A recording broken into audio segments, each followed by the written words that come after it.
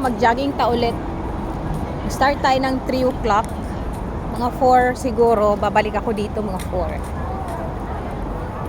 Dali lang kasi kailangan natin mag-spend ng time para sa pag-jogging. Kailangan ko talagang mag-jogging, hindi pwedeng ay nako. Buti na lang dito sa Hong Kong, may time talaga mga Kongyan na mag-me time sa sarili. Kundi talaga mahihirapan ako sa sarili ko.